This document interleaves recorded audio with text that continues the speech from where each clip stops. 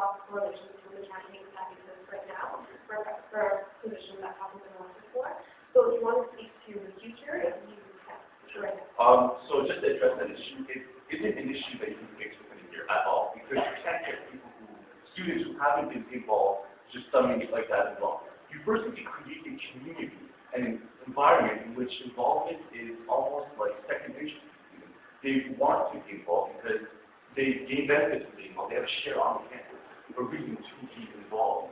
So through campaigns that are launched monthly, to follow campaigns, through outreach campaigns of me or whoever it is, groups that will go out and speak to these students, I personally wish to foster a community where everyone is comfortable and involvement is something you do instead of going home after class, right? So again, great. So questions around. We have one more question. If you all need to go with the okay. So we'll move on again to moderator question. And then I'll leave it open. Some students have concerns with the level of inclusivity on the campus. What specific initiatives will you implement to make this campus more sexually and racially inclusive? Okay, the big thing that I want to focus on right here is cross-college collaboration. I think it's very, very important that our peers be able to understand where all of us are coming from and respect our differences and be able to understand that and carry that over to the next person and the next person, and that way in creating a more inclusive environment that we can respect us, respect our peers.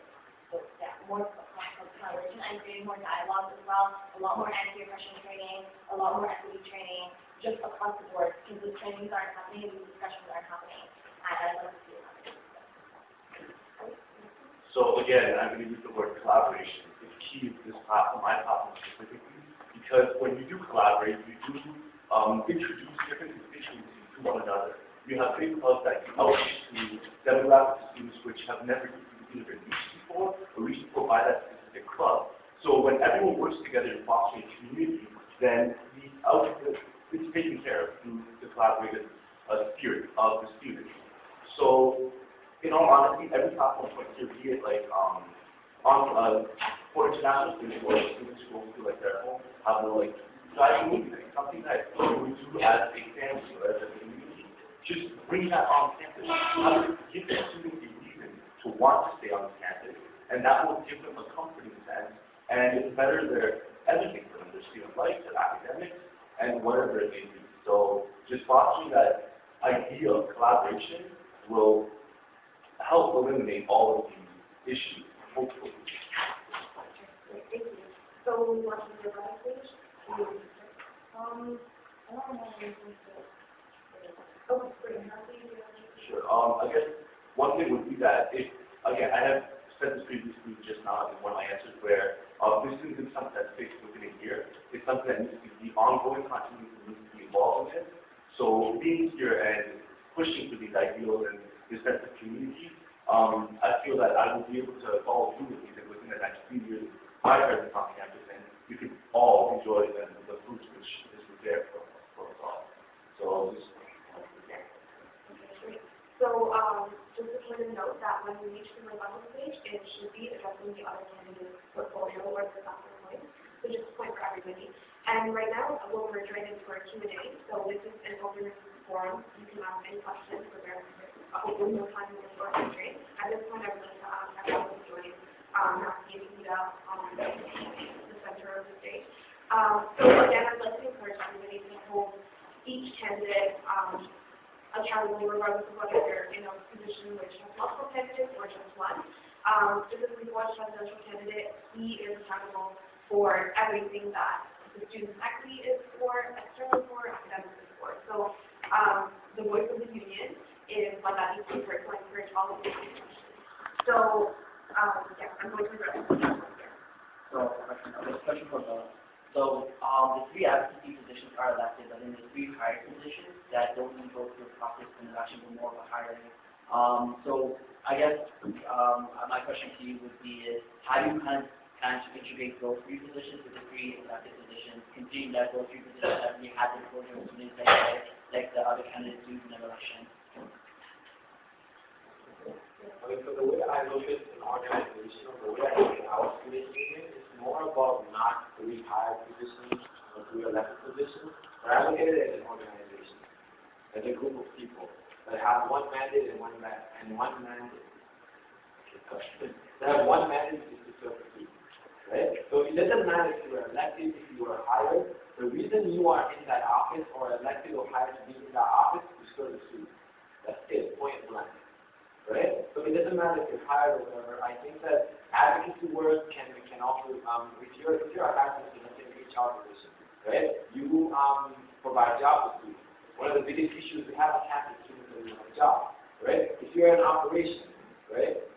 One of the things that you do is constantly is trying to make sure that the functions of the office are functioning properly, that the services are being provided properly, right? So if these services are not provided, students are suffering. Right? All of this can be constituted to be said to be, it can be said to be advocacy as well, right? So it doesn't matter what position you want in that union.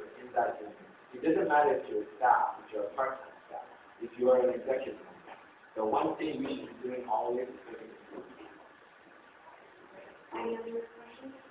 So, for all candidates, I wonder if you could sort of explain how you actually think the campaign is implemented. It's one thing to promise something, it's another thing to follow through on how you plan to make it done. And that's what you're going to all. Oh, great. Okay, so this touches back on what I said earlier about it not being just a job. It has to be something that you have to really devote to yourself to, meaning that it has to be a lifestyle thing. It cannot be just a 40-hour work week where you just like say, I'm going to clock my hours and go home. The students are here all the time, they're studying all the time, everyone has different times that they want to be able to do things. And you have to be able to accomplish that and do it. So that's how I plan on being able to facilitate the outreach and the campaign and the training and stuff like that. If you need me, I am there. That's it.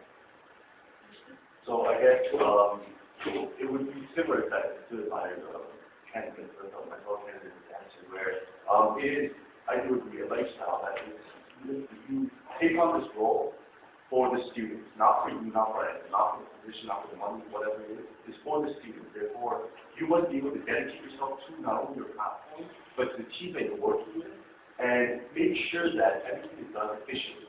If something, for example, isn't able to be done right then and there, you don't try to make it happen. You facilitate as much as you can, and you come up with different alternatives. You try to figure out, okay, how can we work as a team to achieve in the future, not this year.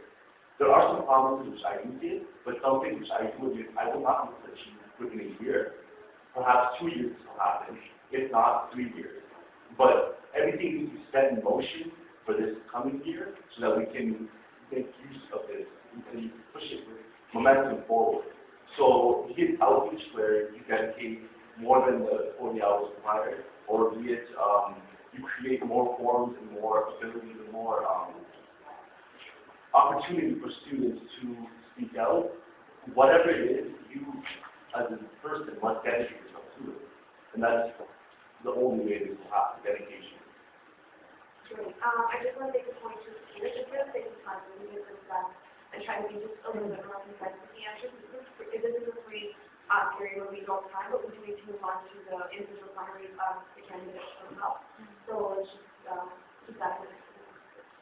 I won't be long, but basically, you're asking me how am I going to implement the things that I'm promising.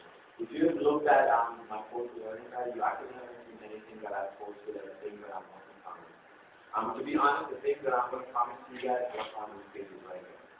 Okay? These are things, okay, that students can voice out. In the last few days, this is what I've heard from people. In the last few days, this is what I've heard from clubs. This is what needs to happen. This is what we need to do. Great. Okay, so as I was saying, if you speak, right now we're moving on to the 45-second summary of each candidate. So just so the candidates benefit, you can say anything else that's going to be debate related, or it can be your own platform related, actions related to the diversity forum. After this, we'll move on to the report. So 45 seconds each. Can you just realize you can start next? So the reason why I decided to run for this position is that I have taken a virtual role in this campus in many different areas, and I want to see something happen. I want to see change. I want to see students engaged. I want to enhance their student experience. Because there are too many people, too many students that have become very apathetic and feel like they're not cared about. And I'm very passionate in making something happen for them and making them feel like they leave this place like someone cares about them. So on an ideal campus, students are without labels. They're just students. But here in Scarborough, we seem to be divided up. And while most students fall in specific groups and constituencies, the fact is that students among us, some of them are unable to express themselves and use the powers and stakeholders that they do have on this campus. My job is to be their voice, to make sure that every single one of them is heard, every single one of them feel like they belong, and they have a reason to stay on campus instead of going home. We are students at the campus. We must acknowledge that, and we must facilitate collaboration and a sense of community no matter what it takes. So, thank you. Thank you.